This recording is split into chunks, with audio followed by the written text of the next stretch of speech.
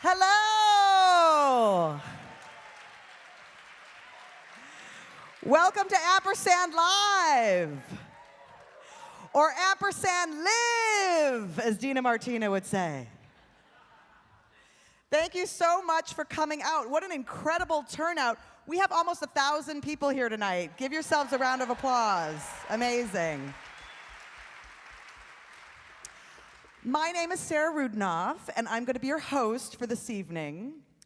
And when Florangela and I sat down, I was looking at my notes from our first meeting and thinking about what I wanted to say tonight.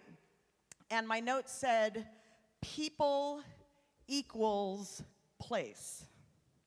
Now, I don't think that's what she said, because I know myself and I love to take random formatting doodles while I'm taking notes. But I kept thinking about that. People equals place. Now, you know, when we first meet someone and we want to get to know them, one of the first questions that comes up is, where are you from? Now, if I'm on vacation and someone asks, where are you from? I say, Seattle. I've lived here for 23 years. It's my home. I'm from Seattle. If I'm in Seattle and someone asks, where are you from? I say, Hawaii. That's where I grew up. Woo, whoa, yeah. If I'm home on Kauai and let's say I'm at a grocery store and I don't want the checkout person to think I'm a white lady haole tourist, I'll answer her with, oh, no need. I don't need my receipt. Thanks, sir. I'll speak a little pidgin to be like, I'm really not a white lady. And I think about this a lot when people tell me they're from Seattle. And I think, you know, when we get pissed off at the newly arrived techie who's just been here for 2 months, I like to think about what the Duwamish tribe might think, since their people have been on this land for 10,000 years. Yeah. So, in Hawaii, we have a distinction. There's Hawaiian, and then there's local. Hawaiian means you have Hawaiian blood, and local means you're from there. And like Seattle or any other place, being from there, there's sort of an undefined time that makes you more or less legitimate in your claim. But there's a real complex local culture in Hawaii. It's made up of Hawaiian culture, and then the culture of everyone who came to Hawaii to work on the sugar plantations. Koreans, Filipinos, Japanese, Chinese, Portuguese, and missionaries, Europeans. We have our own language. Pidgin was just added as our 3rd recognized language in the state. And who's ever had a plate lunch in Hawaii? Woo! So they say our plate lunch is sort of local culture in a meal. You have the European mayonnaise-y macaroni salad, the Japanese white rice and teriyaki, the Hawaiian poi and kalua pig, the Chinese chow mein, the Filipino adobo, Calbee short ribs. And I started to think, like, what would a Seattle plate lunch be? I was like, some tulalip clam fritters, some Norwegian pickled herring, some salmon teriyaki, some Ezel's best coleslaw in the world, some chicken tikka masala at this point, maybe with or without pho, you could get it. I think treating everyone who comes to Seattle really looking for a place to call their home as a local is the right thing to do.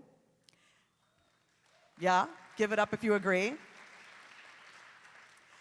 And whether you've been here for 25 years or 70 years, treating Seattle as if we were her stewards and her guests and not her owners is also the right spirit.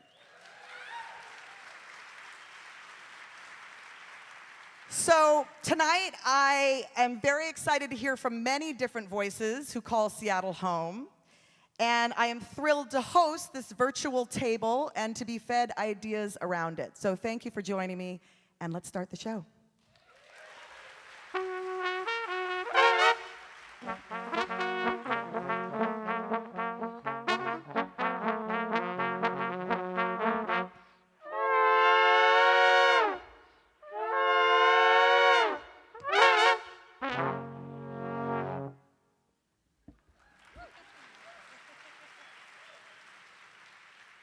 Good evening.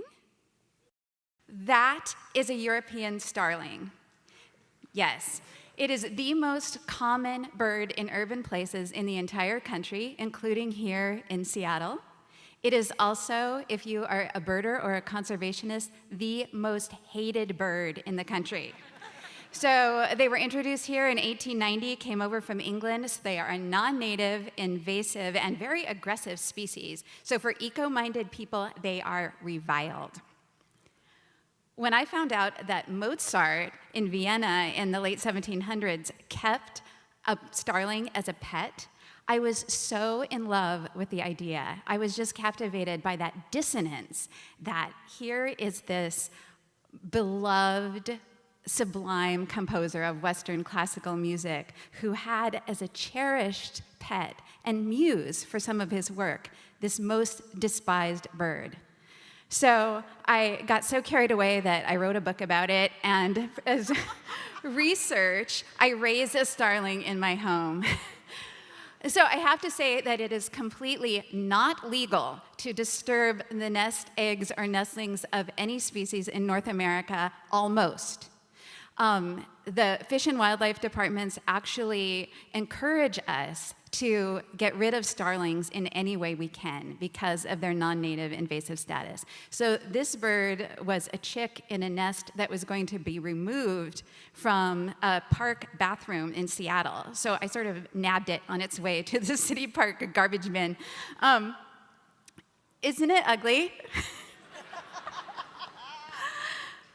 It turns out that raising a baby starling is harrowing and difficult and time-consuming. That mouth needed feeding every 20 minutes from dawn to dusk every single day.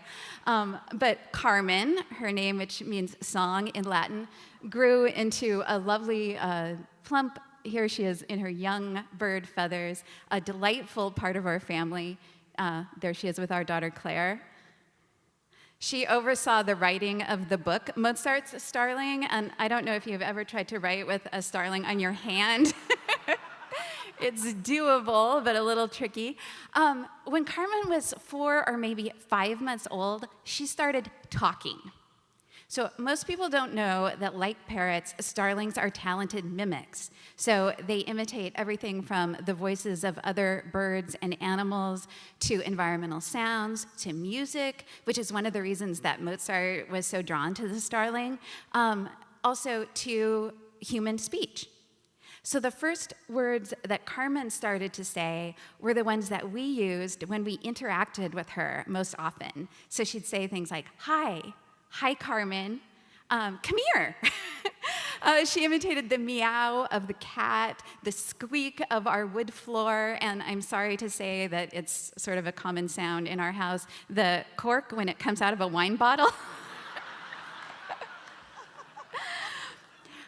But it took me a long time to figure out that there was something even more astonishing and more important than just mimicry going on. Carmen does mimic randomly, so she's just calling out stuff all the time in the house. But most often, she mimics in context and in anticipation of what's going to happen next in our household. So when I walk downstairs in the morning and turn on the light, she jumps to the edge of her aviary and looks at me and says, "Hi, Carmen," which is usually the first word that I would say to her. Then when our cat Delilah comes downstairs, she looks at the cat and she says, "Meow." And then I go over to the counter to make the coffee, and when she hears the tinkle of beans in the jar, she goes, "Rrr," the sound of the coffee grinder that she knows is about to happen. And I have one little snippet for you here. So what you're going to hear is me opening and closing the microwave door, which Carmen will take as her cue to make the beeping of the microwave buttons. So let's listen. It's the door.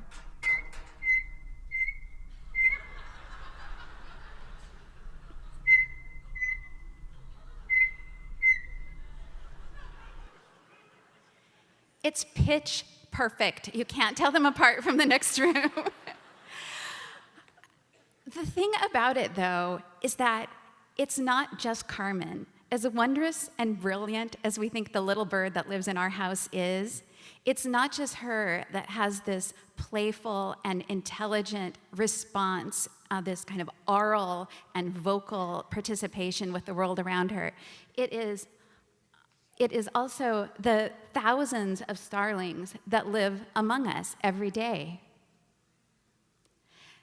And the starlings remind us to take that lesson a step further and remember that it's not just starlings that have this brilliant participation and responsiveness to the world around them, but it's every creature that lives among us, from the earthworms unseen beneath our feet to the raccoons and the coyotes that wander our streets at night in our neighborhoods while we're asleep.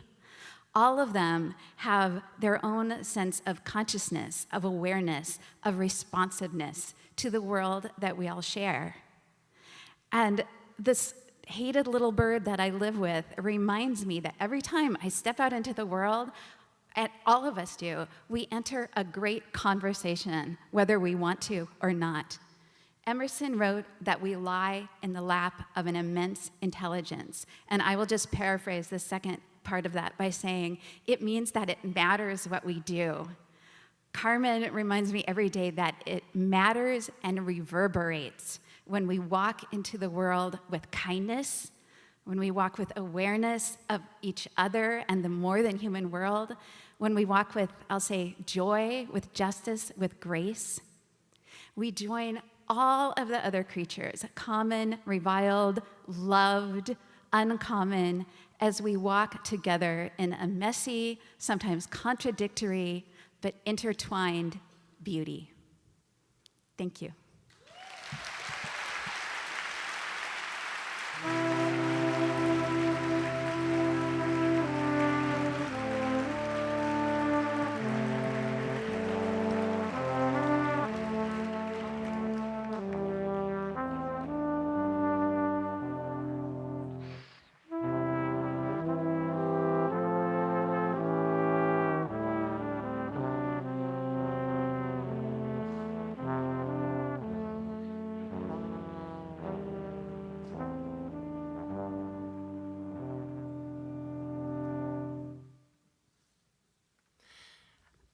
I live on Bainbridge Island, but I'm from Georgia, where I was born and raised, where we never learned about the Japanese internment in my school. It was not a subject that was ever taught. For the last several years, I have been touring the country with a company called Living Voices, sharing this important time in history with kids who might not otherwise learn about it.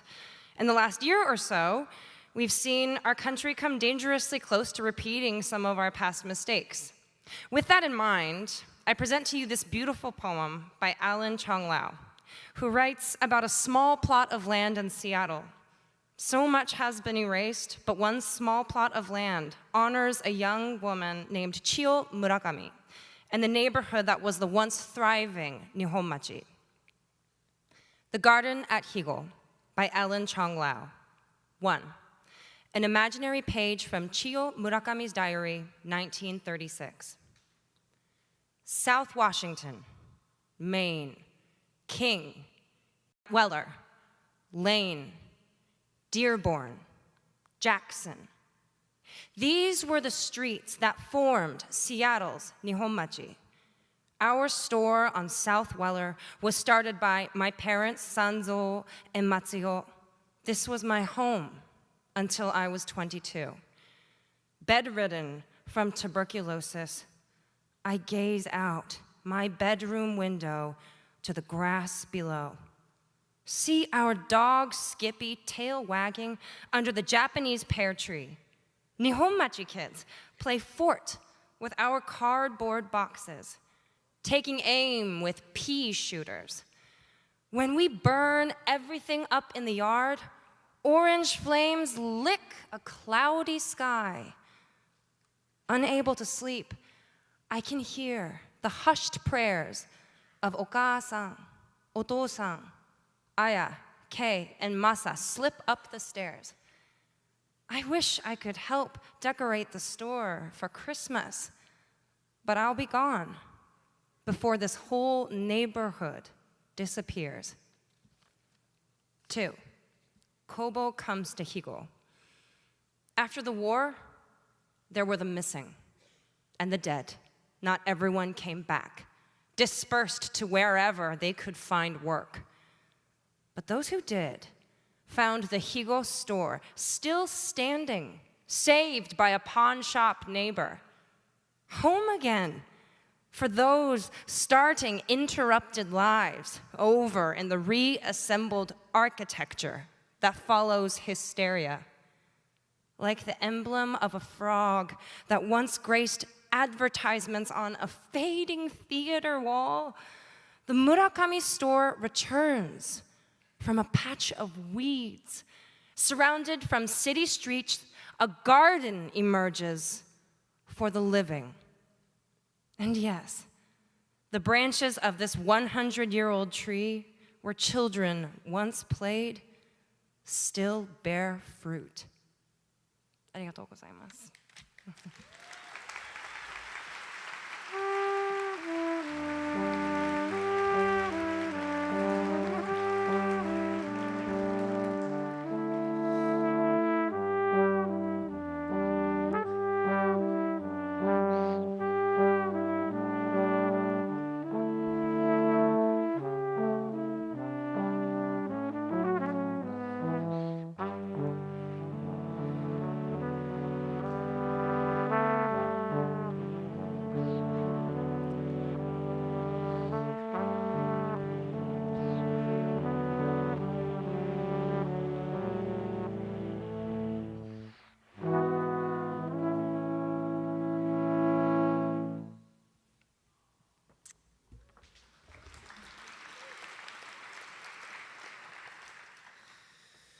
I remember the first time I ran away from home.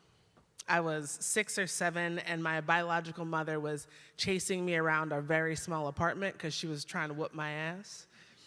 And I was nimble then, so I maneuvered the furniture like a professional athlete, made my way out the door, down the street, and into the wilderness. And there I sat, behind this tree, and I pulled the silence over my body like a comforter. And I felt the pressure of this tree trunk on my back, and I knew that I was at home. I stayed there until it was dark. And I was a storyteller even then, except it was the 90s, so most of my stories were adaptations from Oregon Trail, or I pretended that I was Sacagawea and Lewis and Clark. Well, when I was in my 20s, my alma mater, which was it was a boarding school for poor kids, they approached me and they said, Yehan, we'd like to start an experiential ed school and we'd love for you to come on board. And the plan was for us to take young people into the wilderness for weeks at a time so that way they could be challenged by the wilderness and themselves and then grow. But we were painfully understaffed. I worked long hours, and eventually the schedule was just too much for the wilderness therapy guides that we had hired, and so they quit. And I was like, hey, can I take their place? Because that's what I guess everyone would do. And my supervisor said, absolutely, sure. And I didn't have a formal wilderness education. But I remembered those trips I would take as a young person, and that's what I wanted to do with my 6th and 7th graders. And so we would go on these midday lunchtime jaunts. Well, on one of our midday adventures, 3 of my girls approached me and said, Yehan, we have to pee. And I was like, oh, okay, great. So just go that way, and then we'll wait here, and you pee and come back and join us. Well, when they came back, they were changed. And I looked at this pattern on their pants, and there was a pattern that looked like Florida had melted from their waistband all the way into their shoes. And it didn't dawn on me that when I said, you can go pee over there, I should have also said, don't forget to pull down your pants.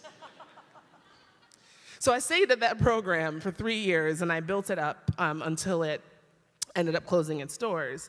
And I found myself in this conversation with a man, his name is Andrew J., and he lives in Seattle.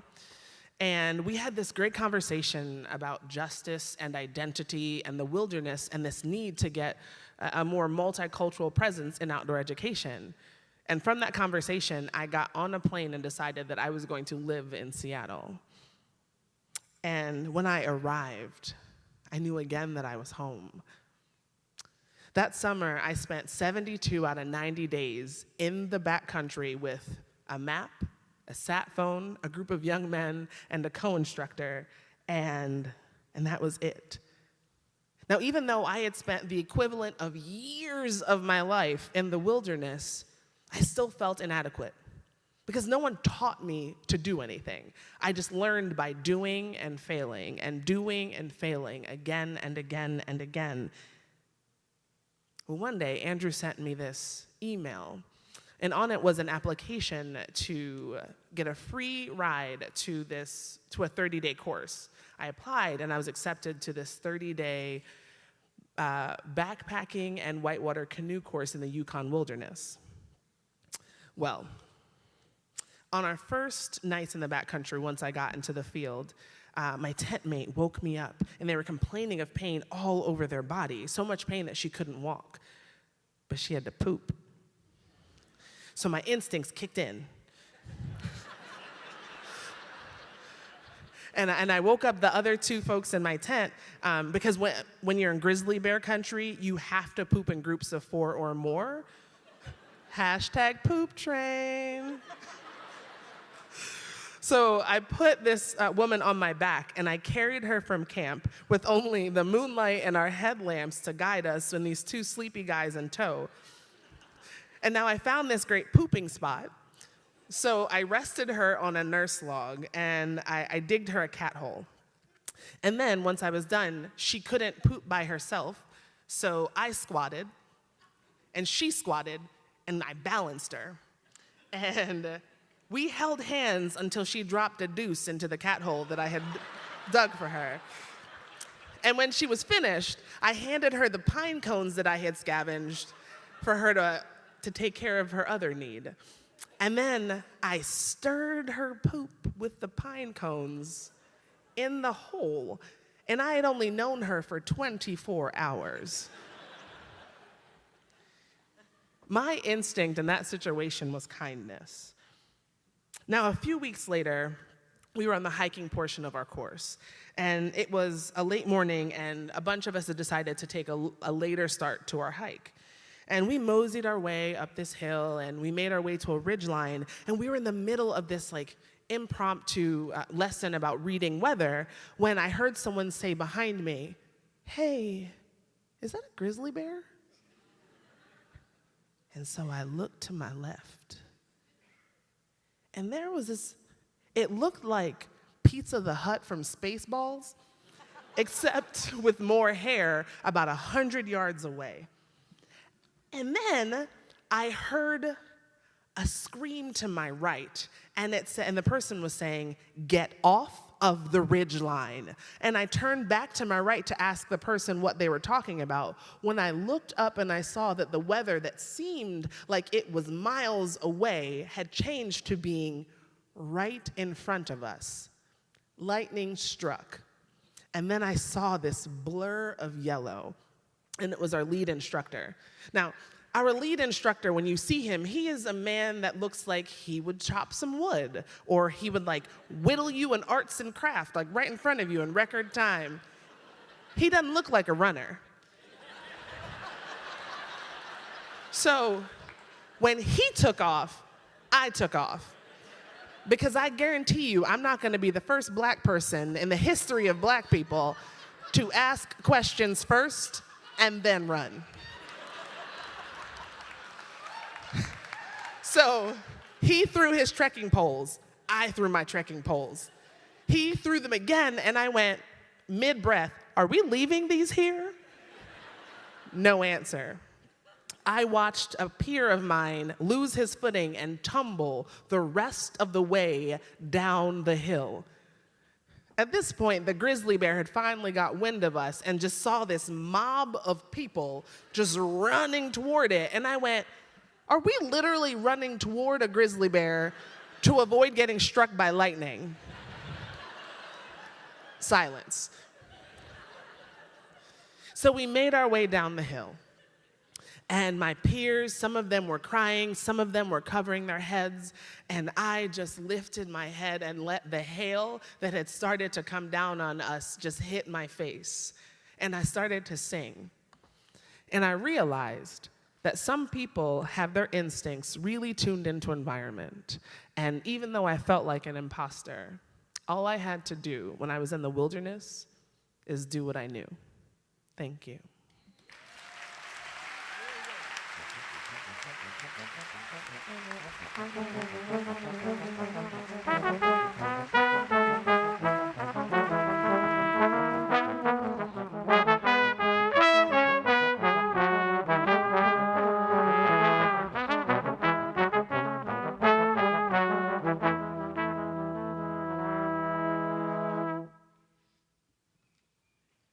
Wow. Wow. You know, I love Ampersand Live. I hate following acts like that. So here, I'm your interlude. You know, like in a Greek play, the guy who comes out and tells you what it's really all about. So Forterra is in this continuous conversation with all of you with this place, how to make the Pacific Northwest the best it can be. Sustainable, resilient, a conversation about, if I got this right, our wildlands, a conversation about our cities, and something more fundamental. Fundamental about who we are and what we need. Now, this came to me in startling clarity about a year ago at Ampersand Live 2016. It was 2 days after the presidential election. Can you imagine that? Right? So there was Tomo. He had just finished his jazz piece, and he segued into the civil rights anthem, "We Shall Overcome." And right like that, the audience was with him. Right there, I was gobsmacked. I was stunned, and I got it. I knew it. It is not good enough just to work for a sustainable landscape unless you are working for a sustaining community, a place that cared. Now, if we are not working for both a sustainable landscape and a sustaining community, we risk getting neither. And that's not just a clever marketing slogan, though I kind of like it. It is really built into our DNA, absolutely embedded in our DNA. So let me convince you of that. Let me convince you of that by taking us away from this time and this place. In fact, taking us back and reacquainting us to our very first ancestor. Now, we don't know her name. I doubt she had a name, and if she had a name, I know she couldn't speak it. But we call her Lucy today. So we don't have much about Lucy anymore. But this, a few bones. But science allows us to science and a little bit of art allows us to reanimate those bones to this. Now look at that face. I mean, look at that face besides those cheekbones that any movie actor would kill for.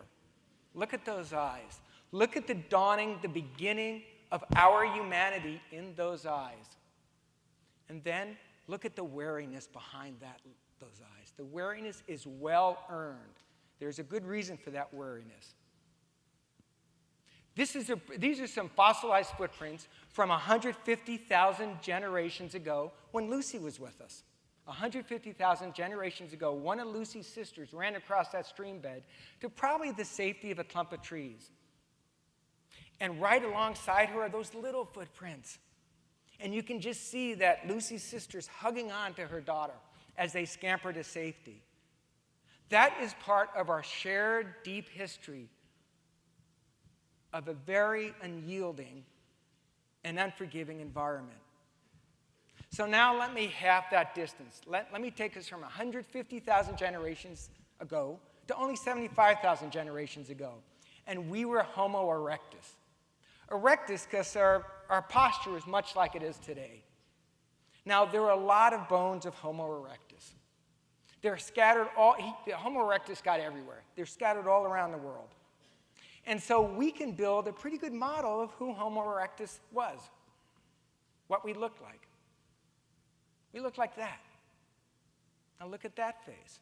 And you can see more humanity in that face after 75,000 generations. But you also see a confidence. Look at the jut of that jaw. Huh? So there's a good reason for that. And the good reason is this.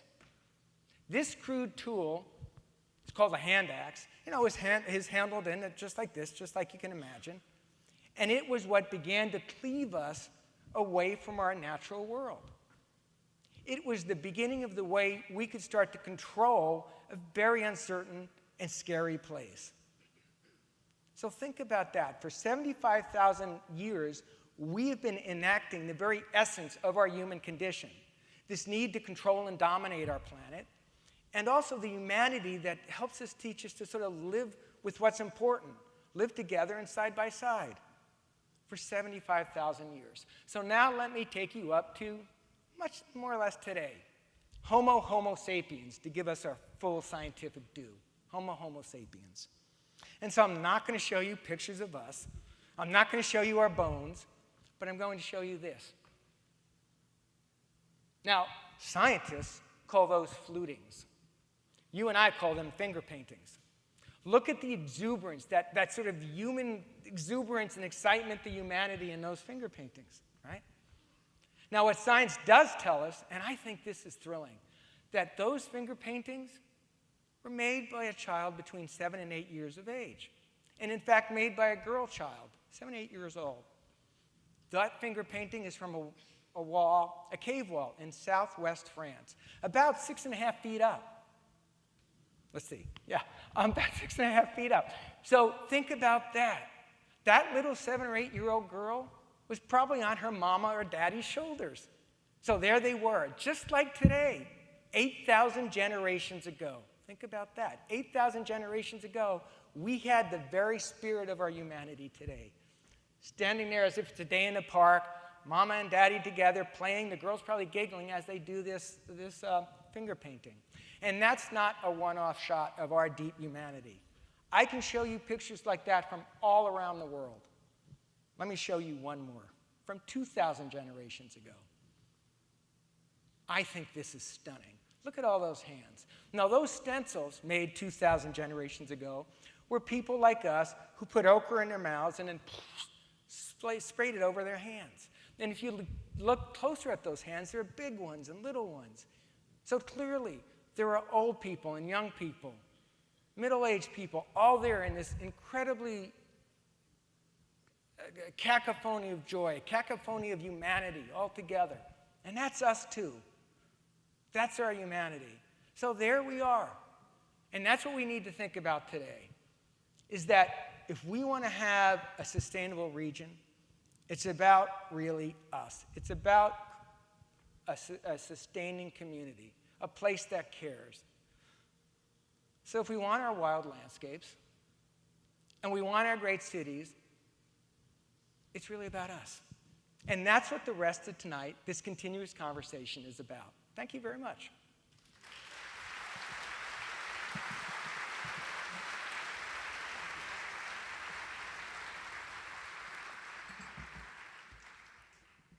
Thank you so much, Jean.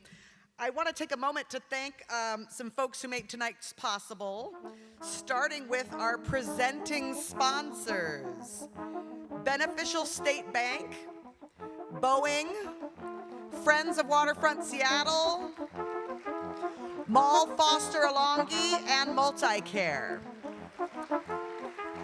Yes. Their generous support allowed us to keep ticket prices low tonight, so it could be accessible for more people in our community. I'd also like to thank our underwriting sponsors who supported tonight's storytelling: Conservation Northwest, Friends of the North Cascades Grizzly Bear. They should have sponsored Yehan's story in specific. Seattle Audubon, National Parks Conservation Association, and the Woodland Park Zoo. And our media sponsors who helped get the word out about tonight, City Arts, Crosscut, the Evergrey, KCTS, KUOW and their terrestrial podcast, the Seattle Channel, The Stranger, and Town Hall Seattle.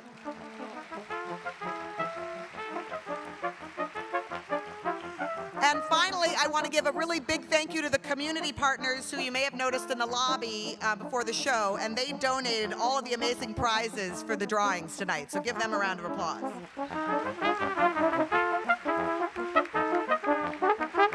And also this fabulous band, the Westerlies.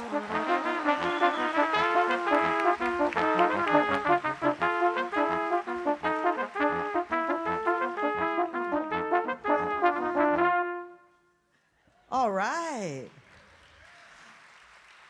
I want to interview our house band a little bit here. These four gentlemen make up the Westerlies, and you guys are based in New York, yes?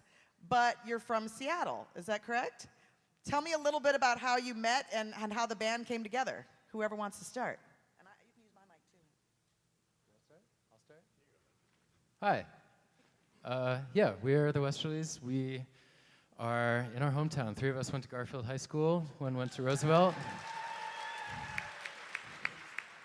Who's the one that went to Roosevelt? Okay. Should we guess? Oh. I was going to do some crowd participation, but yeah, and we all moved out to New York for our college time and formed this ensemble out there. Awesome. Now, where did Westerlies, the band name, come from? We got the name from the winds that go from the west to the east. We play wind instruments, and we sort of followed that path.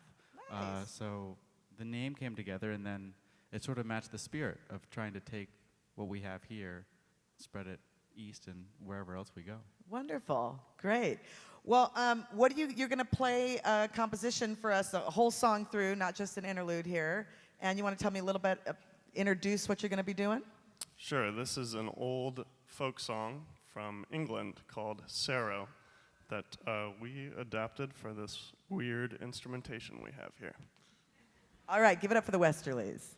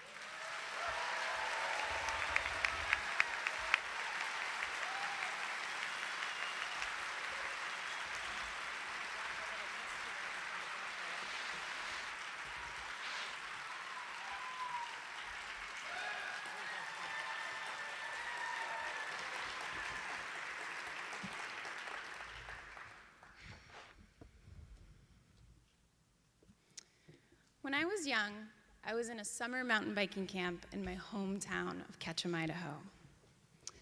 One day, I remember charging down a bumpy forest road.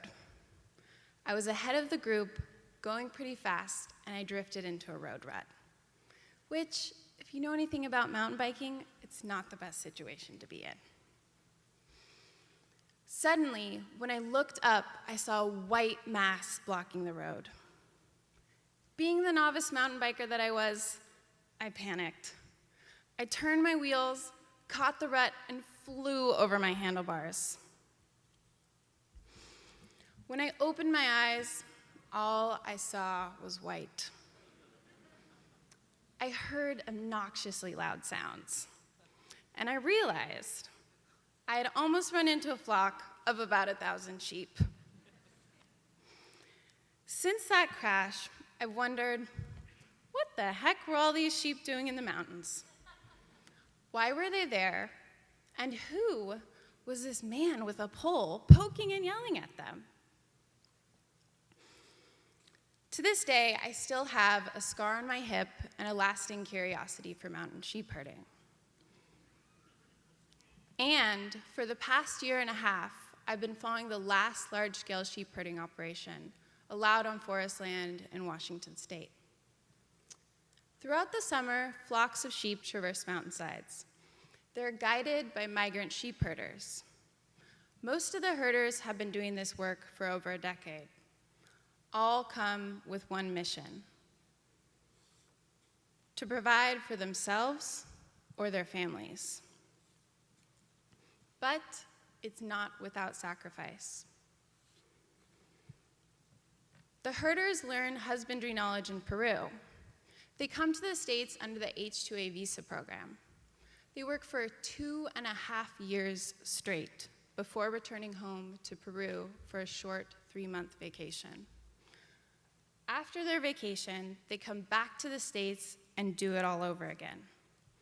They work 24 hours a day, 7 days a week, earning about $1,200 US a month.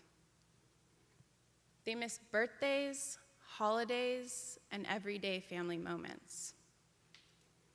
They spend most of their year alone with their herding dogs. Trailers provide shelter, and in their downtime, they listen to Peruvian music on their radios or watch DVDs of family parties back home.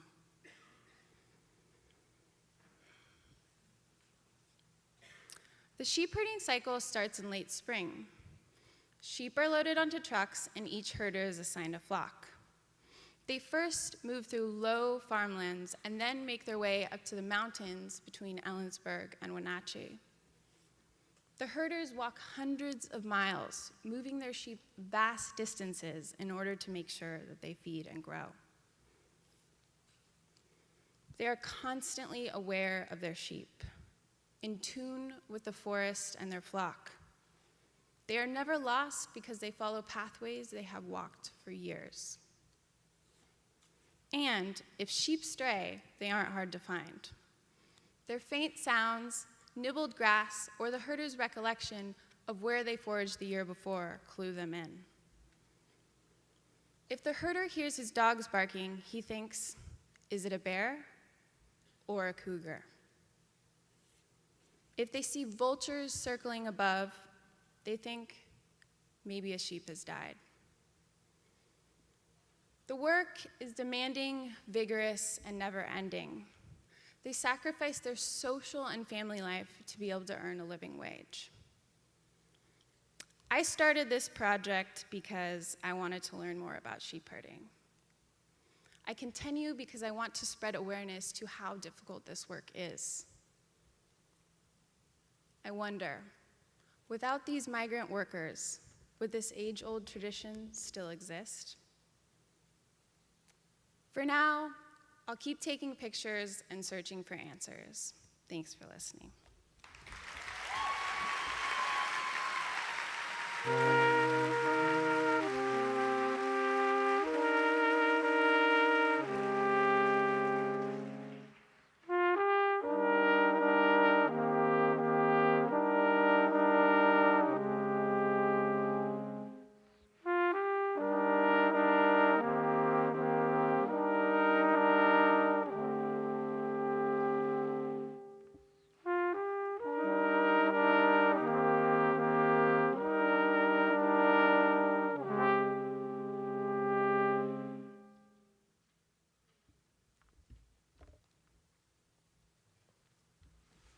Are we having fun tonight?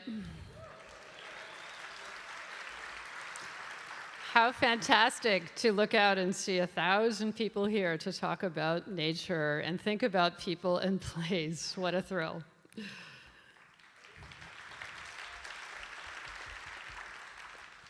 So I write almost every day, but this morning I got up early and I wrote this, especially for you. I want to talk about a miracle that is in our midst, trees. You know, they're not just standing there. They sustain a vast suite of lives above ground and below. They're connected, they're communicating with one another through networks of roots, mycorrhizal fungi laced all through the ground. And they feed hundreds of species with their acorns, their seeds, and their leaves. And they sustain us, creating the oxygen that we breathe. That is our beautiful connection, so intimate, our shared breath. Each time we exhale, we feed the trees around us, and with each new breath, we take in the gift of trees' pure, sweet oxygen. What is it that is so captivating about trees? In our ephemeral world, trees contain time. Trees were here long before us on this earth, and their lives are so much longer than ours. We all know a tree that we love. We take comfort in the fact that it will be here long after our soft, squishy, effervescently mortal selves are gone. But here's the thing. We are changing trees. Deep in their living, breathing, endlessly creating essence, with the excellence of our humanity, all of our works. That carbon dioxide we breathe from our bodies, trees can manage that. They even need it. But from our factories, cement plants, cars, and coal, that is more carbon dioxide gushed into the atmosphere, millions of years worth, dumped just since the Industrial Revolution that trees can't absorb. So it stays in our atmosphere, cooking our planet. I spent a year at the Harvard forest living with a single 100-year-old red oak tree to learn through the life of one living being how we are already changing our world. There it is. With the help of dendrologists, biologists, ecologists, mycologists, every ologist you could think of, I learned how, over the past 100 years, the frenzied thrust of our carbon love affair is changing trees. My red oak, my witness tree. So, here's what we learned. It's growing faster than ever, feasting on all that CO2 we've spewed into the atmosphere. You can see it in my trees, galloping rings, growing bigger, fatter year upon year. It is bench pressing carbon like a teenager and doing all that while barely taking a drink. It's closing down its stomata rather than opening wide. You know, those little breathing pores on the underside of the leaves. For why lose more precious moisture than you have to when you can get all the food you need, that CO2, from just a sip of air? So laden now with 400 parts per million of carbon and counting. And I learned that our hands, humanity's hands, are on the very seasonal clock, that beautiful gyre that winds the year. Spring is earlier, fall is later. Winter is squeezed on both ends. The growing season is now so long, the leaves fall off my tree as if it's exhausted, even as the weather remains warm, even into November. For there are two seasons now, the ancient timing of my tree's ancestors baked deep into its DNA, and the seasons made by us. So, we hurtle forward into a rate of environmental change faster than anything in the last 100 million years, an aberration virtually without precedent in our planet's 4.5 billion year history. And yet, nature is brilliant, resilient. Life itself is the most powerful force on Earth, and it will continue with or without us. The choice is ours. To continue on this beautiful planet to which we are so suited, to savor the beauty of nature, the glimmer of this frost on these delicate twigs, it was gone by mid-morning, but there to see and enjoy that and 100 other miracles every day, each hour, as I lived with my tree. All this is told in the book that I wrote, just published, about my year with my tree at the Harvard Forest, Witness Tree, Seasons of Change in a Century-Old Oak. So, here's my question for you, each and every one of you. Where is your witness tree? Is it at your grandmother's house? Is it outside your childhood bedroom window? Is it the tree you watch each day, each year, outside your kitchen window? It is your friend. It is your anchor. Honor it. Love your connection to your chosen place. Let it flourish. Savor it. Defend it. Pass it on. Know that if humanity is to live long on this dear, sweet earth, it will be from that love, that wellspring of caretaking by people, each and every one, every day, for the place that we call home. Stand up for this place. Thank you.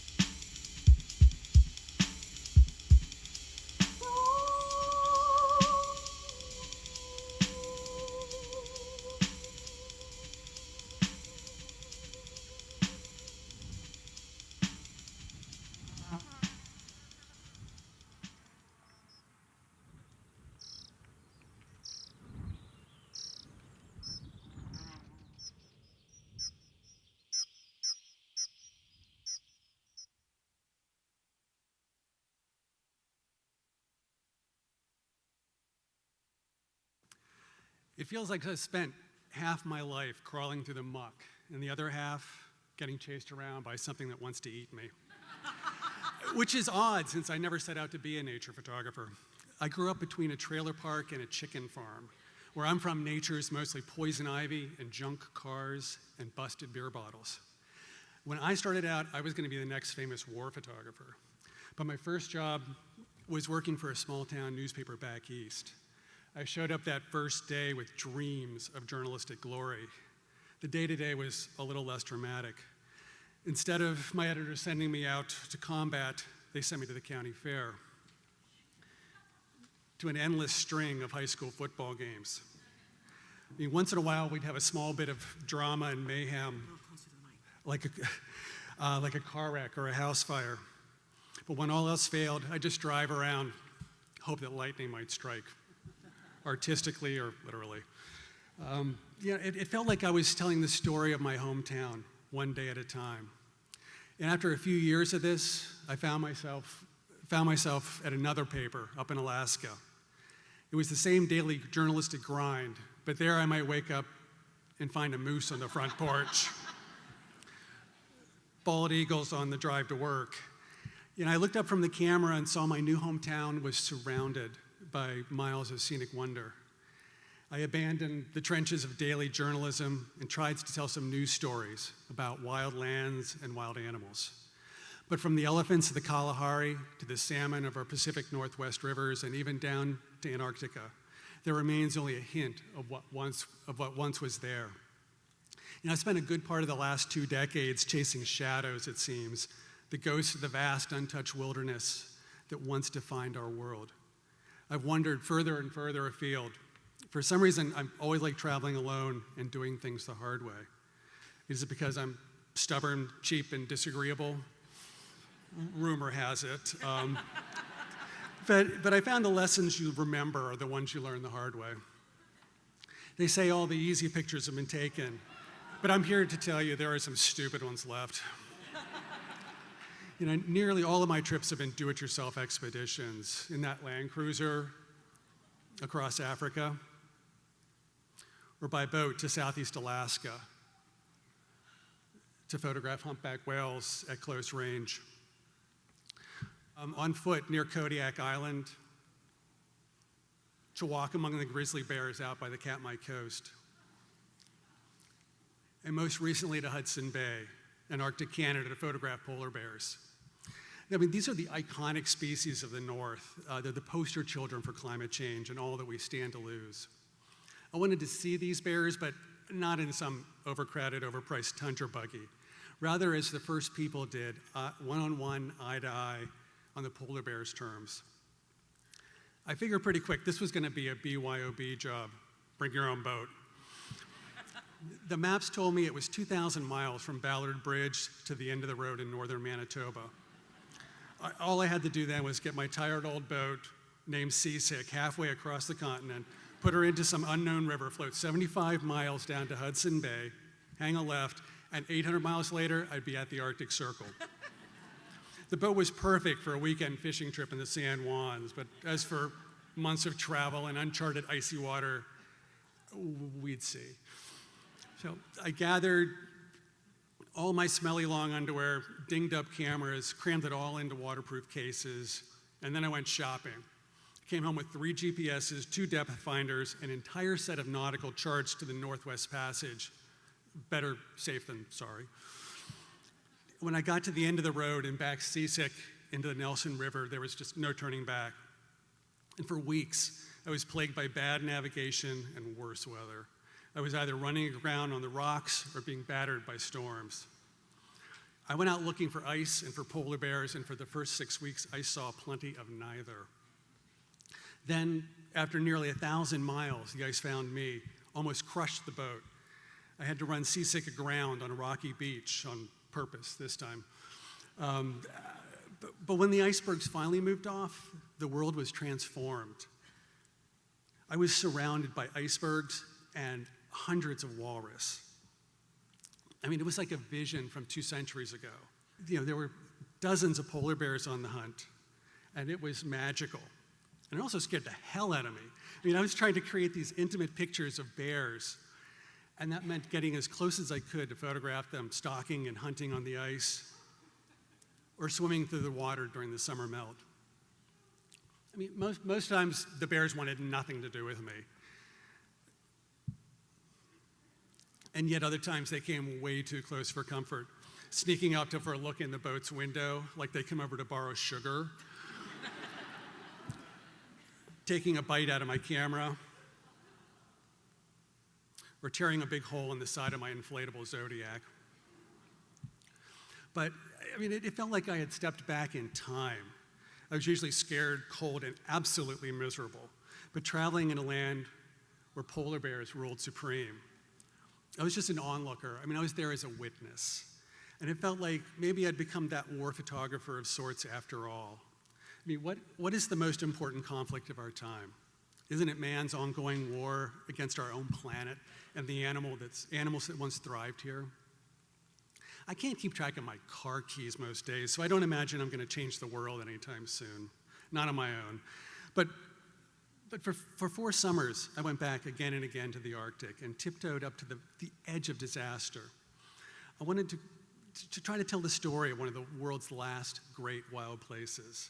And I wanted to create a lasting record and show that these lands and those animals are worth remembering and protecting. Thank you.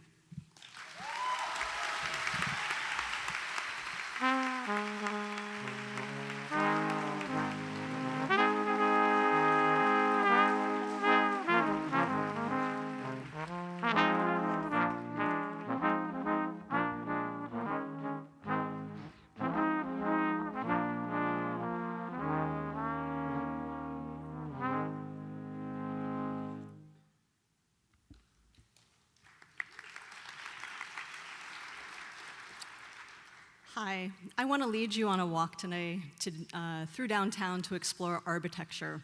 Arbitecture is a word that combines ideas of trees with ideas of the built environment.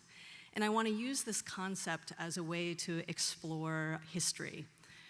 With all the new construction downtown, a lot of the physical history has been erased. So I hope having a deeper understanding of the past will create a deeper meaning in our lives in the present.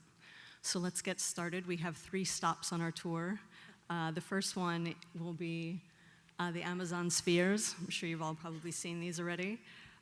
These spheres kind of riff off Buckminster Fuller's geodesic domes, which utopically were all about making shelter more available to the greatest number of people. The Amazon spheres take more of an invisible hand approach to things. They're tree-filled, corporate, and naturally have their own Instagram account. When they're finished, they'll contain over 40,000 unique botanic specimens sourced from all over the world, many with such unique needs that they'll have to be hand-watered, so true hothouse flowers. And the Amazonians will be safely ensconced inside their own private jungle, at once safe from the outside world, but at the same time observed as if in a petri dish during the proposed official tours. Now, if we take a look at this area of Seattle, South Lake Union, and where the Amazon campus currently is, well, before colonization, of course, it was all forested. But after that, in the 1800s, it was the site of a clear-cut and mill operation. And then after that, it was farmland. And then a while after that, it was leveled during the regrade. So ironically, the spheres bring us back full circle to hills and vegetation. This second stop on our tour is Freeway Park. This was built in 1976. It was the nation's first freeway cap, and it was considered a major architectural and engineering feat. The architect who designed it was married to a modern dancer, and there's a number of plinths inside the park that create these perfect stages for interaction, choreography between people and the natural world. Clearly, the architect's wife, who was a modern dancer, influenced this. The park reminds me of another modern wonder, which are the Babylonian Hanging Gardens. these may or may not have been in Babylon or even existed at all. There's no architectural record for them. But there are two theories about what they're about. One is about engineering and the other is about love. The engineering version states that in 650 BCE, an Assyrian king built them as a wonder for all people. With the turn of a screw, floods of water would come down from the mountain. There was this feat of hydraulic engineering involved. The other story states that a Babylonian king built them for his wife, who was homesick for her verdant and mountainous land, and sort of depressed in flat and arid Babylon. And so he built the garden to cheer her up, to replace this bit of a lost landscape. And Freeway Park actually combines both of those stories. It's a feat of engineering and also replaces a bit of a lost landscape, the one that was leveled during the building of Interstate 5. Interstate 5 was built in 1967 and tore a gash through Seattle. Interestingly, the gash mirrors the contours of the city's then practice of redlining. Redlining is when you deny people housing and services based on race or religion. And the banks at the time made decisions that certain neighborhoods weren't worth improving because they were dying. So I-5 effectively left hazardous D5 and definitely declining C11 cut off from the business districts. So the areas with the greatest population density were cut off from the areas with the greatest job density. So this could be seen as leading to the gentrification we have today in those same areas, Capitol Hill and the central area. So while most people just thought that this was the price to pay for progress, not everybody was super happy about it.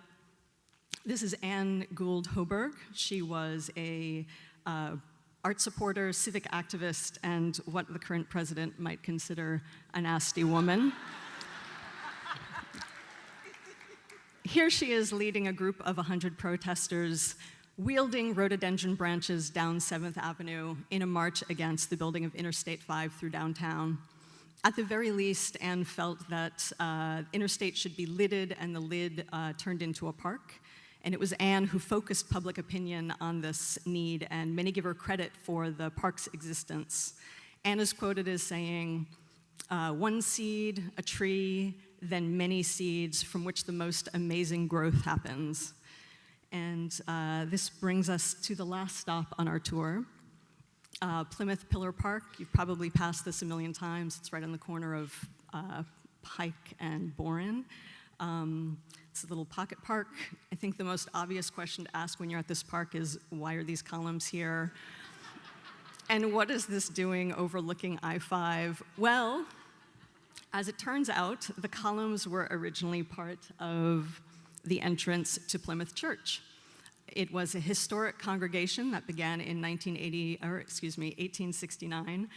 The church was a hotspot for women suffragists and has a history of social justice advocacy. Even today, it has programs like Plymouth Housing Group, which supplies housing for the homeless. So back in 1965, Plymouth Church was torn down to make way for I-5. And so Anne Hoberg, who's becoming somewhat of a little hero in this architecture adventure, stepped in and had the columns, each of them made up of 7 4-ton segments, reconstituted and dedicated to the city as a park on October 24th, 1967, so almost 50 years ago to the day. So before we go any further, I just want to talk about the connection between trees and columns. It's generally held that tree groves were the site of ancient Greek worship. And over time, wood columns in Greek cities replaced those tree groves in the forests, and then eventually stone columns replaced the wood ones altogether. So when we see columns, what we're actually seeing is an artificial, ancient, sacred grove of trees. So now let's get back to the park. Okay, so here we are at the park. We're surrounded by columns sourced from a service-oriented church that was torn down to make way for a freeway that literally, economically, and some might say spiritually divided the city. So in effect, when we stand in the park, we're inside the church. We become the congregation looking through this sacred column of trees at a city that has been clear-cut and leveled and divided by race and class. We're looking at a city that needs our service. The park has become the church, the park goers, the parishioners, the columns, an ancient sacred grove of trees. Thank you.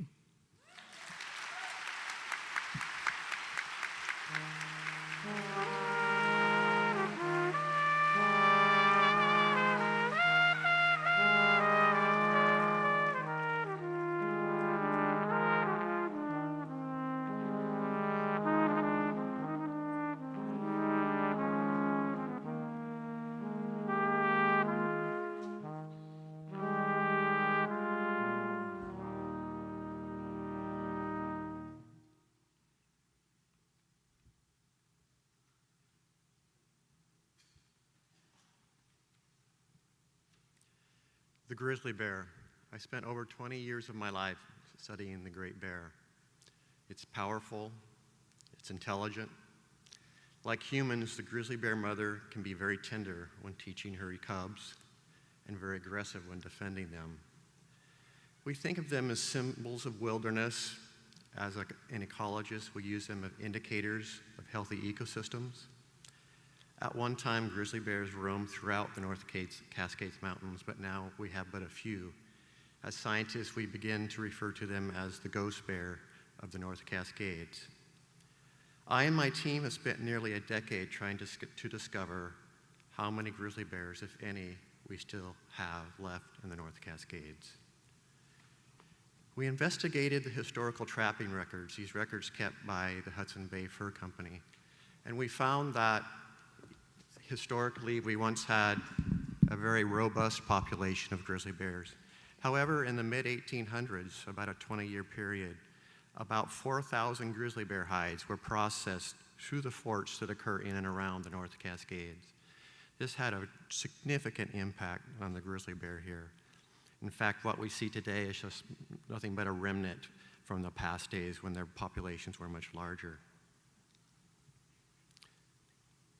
The North Cascades are rugged, they're remote, they're awe-inspiring, their wildness is even intimidating.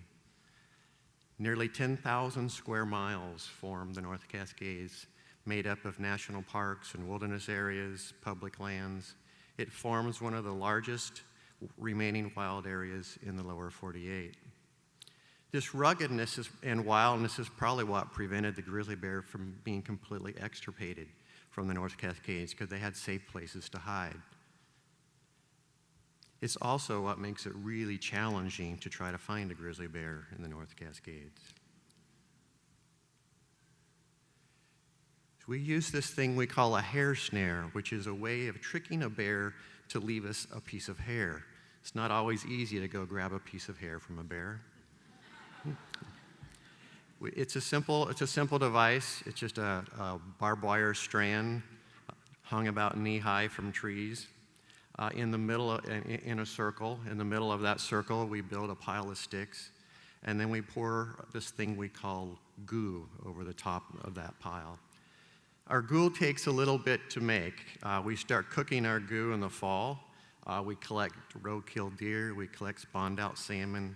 We put them in a big 50-gallon drum. And as they liquefy, we stir them and encourage it to become liquid. By the springtime, our goo is ready. It has a lovely dark red color. Our bears love it. I was once asked, doesn't that make bears sick? And I replied, no, we only use all natural organic ingredients. However, that stuff smells really, really bad. I once watched one of my fellow biologists drip a small part, just a few drops on his pant leg. He promptly took out his knife, cut off his pant leg, and left the pant leg on the pile.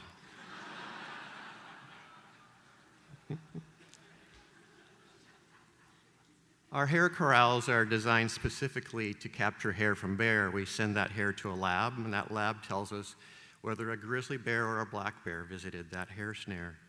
We also use remote cameras, because remote cameras are effective for other kinds of species that we're also interested in.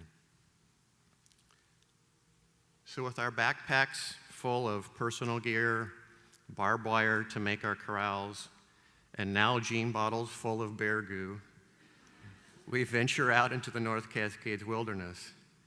Now, field work in the North Cascades is hard and sometimes it's quite dangerous because we're trying to access very remote places. We cross rivers, we cross snowfields, and during the course of our study, we've covered literally hundreds and hundreds of miles of trails and off-trail routes.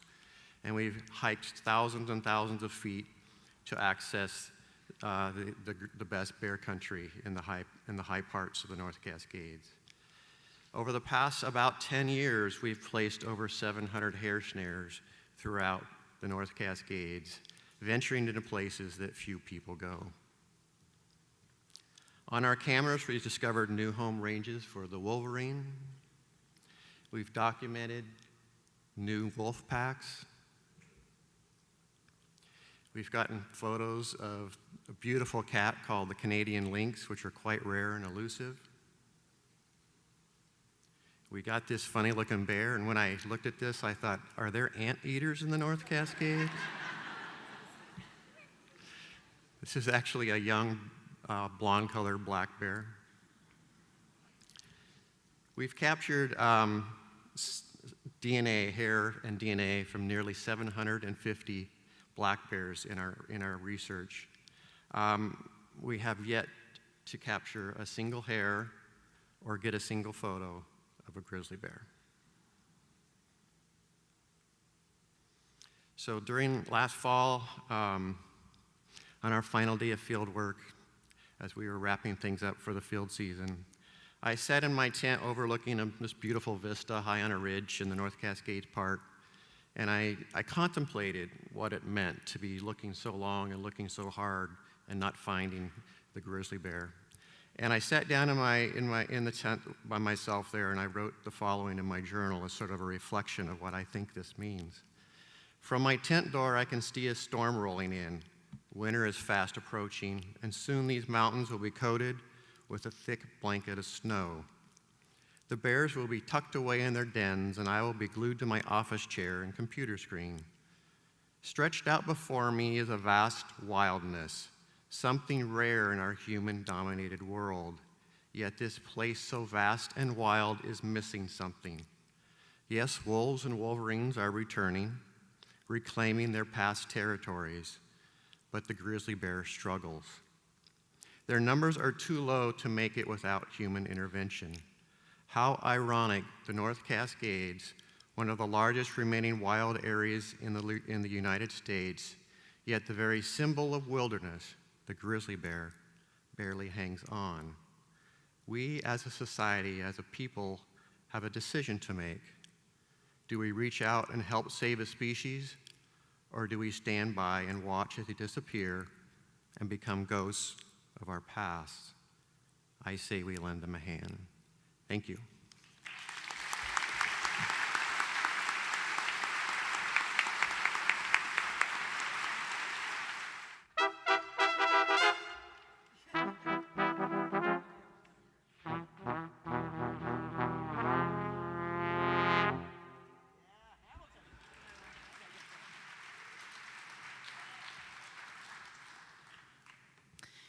Tsitsiaya, which is hello friends in Lushootseed, the language of these lands, the traditional territories of the Coast Salish people. We're not far away from where the Duwamish used to set up their duck nets at this time of year, just over the hill towards the water. And this is the time of year that I'm reminded that we're on sacred territories. In 2016 in October, it was also the time of year when the Syrian crisis had reached a pinnacle. I heard time and time again that people did not want those refugees on these lands, now called the United States of America. I began to realize and think about Only 2% of the population are indigenous peoples to these lands. Unless you're one of them, or one of the peoples whose ancestors were forced here through slavery, you too are an immigrant to these lands. The film that I want to share with you tonight it's an ode to the sacredness that as guests here in traditional territories of the Coast Salish people, we must remember to take care of and respect and honor the land and the peoples of these lands. Thank you.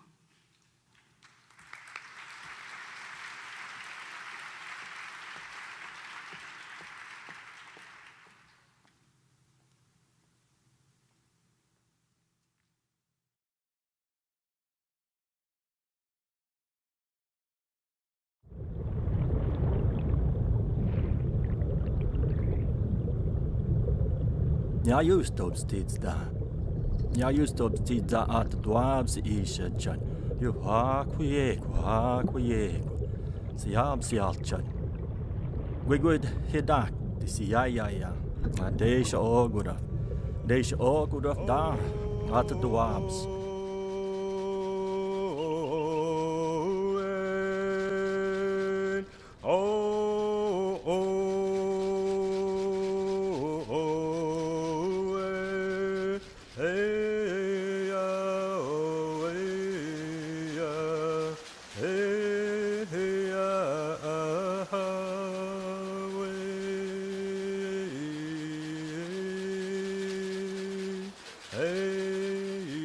Kwasiku Askwani ye duasak we as.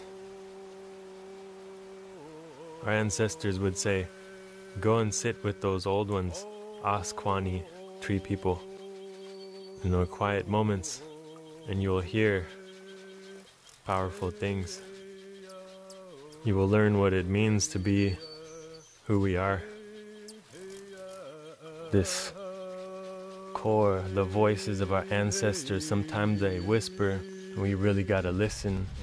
But it's so hard to not be distracted in this city we live in, with honking horns and busy people rushing here and there, in lanes of traffic, smog and sounds, overpowering the sound of my own heart, the sound of my own spirit, and I know this is part of the plan. They don't want us to hear it. It's impossible for me to welcome in the colonial mentality that saturates my skin. So I defy access to them. Protection I wear, tattoos upon my skin, ash made of Devil's Club and lava rock. Protect me in this road that I walk.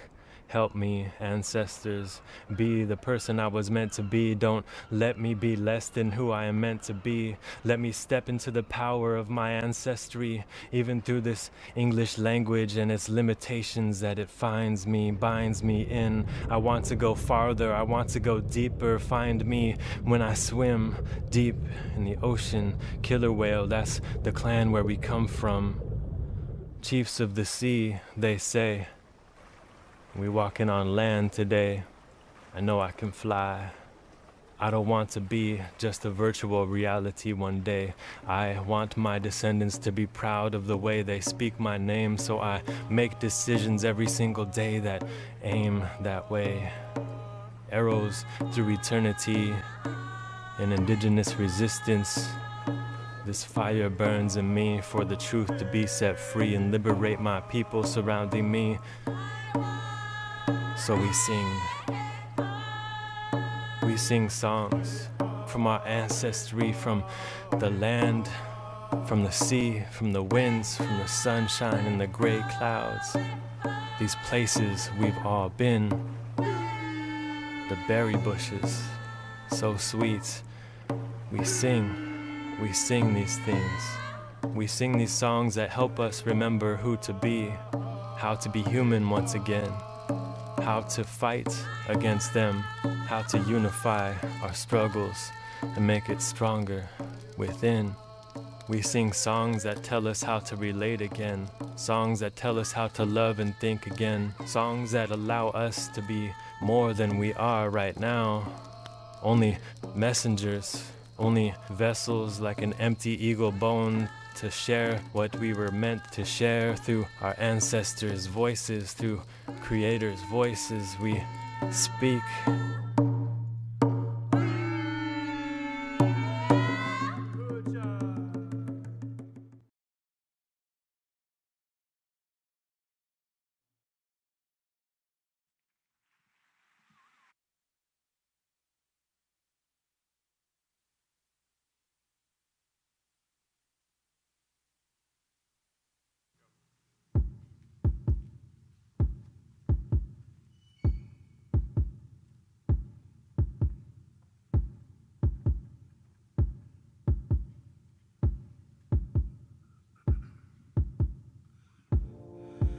When I look into the ocean,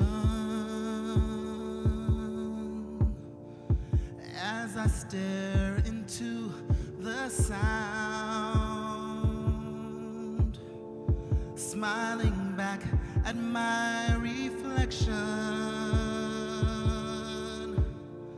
stolen memories abound.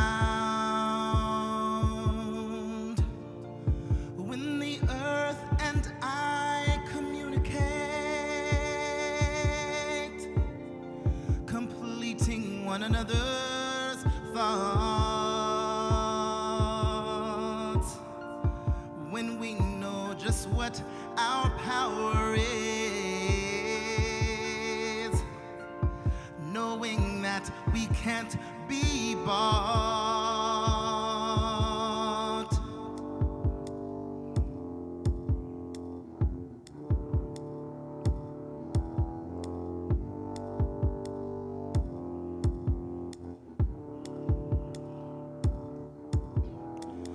Don't touch me, I'm not your territory. Don't touch me, I'm no man's territory. When I listen to the valley and I hear the ancient songs, oh, and I wonder what the future will bring, when the earth will right the wrongs, when the ground trembles beneath my feet, when the neighborhood is gone, when we rise up from the ashes, when a brave new world is born. Don't touch me, I'm not your territory. Don't touch me, I'm no man's territory. No, no, don't tread on me, I'm not your territory. Don't touch me, no, I'm no man's territory. 'Cause over yonder, they don't love my mother. Over yonder, they don't love my father. Over yonder, they don't love my children. Over yonder, they don't love my flesh. Over yonder, they don't love the land. They don't love the land. They don't love the land. They don't love the land. They don't love the land. They don't love the land. They don't love the land. And they said, kill the Indian, save the man. They said, kill the Indian, save the man. But we rebuke that plan. We rebuke that, yeah. We rebuke that, yeah. We rebuke that, yeah. 'Cause we are of the land. We've always been of the land. We are of the land.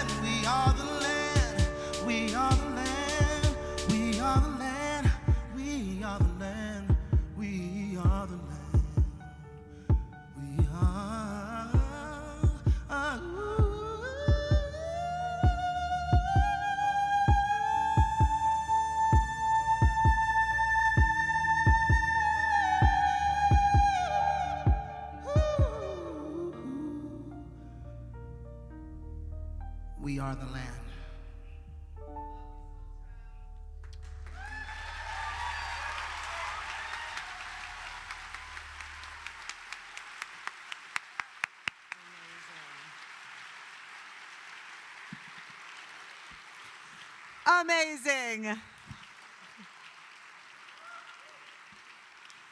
Thank you so much for being part of the 4th annual Ampersand live show. All of tonight would not be possible without our director and curator, Florangela Davila. Florangela, can you come out here, please?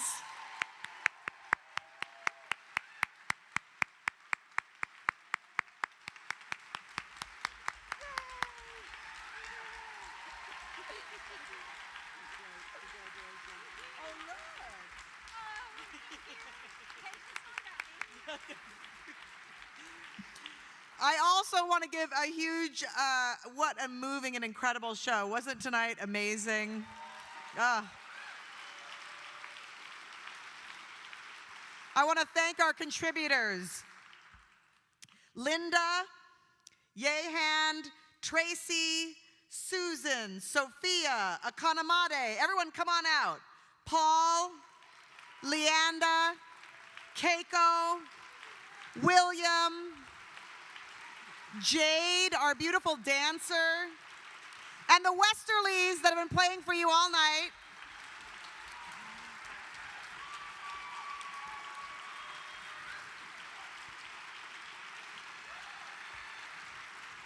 Forterra made all of this possible. If you like tonight, you should support Forterra. Thank you to the Forterra staff, the Moore staff and crew. I'm Sarah Rudenoff. Good night.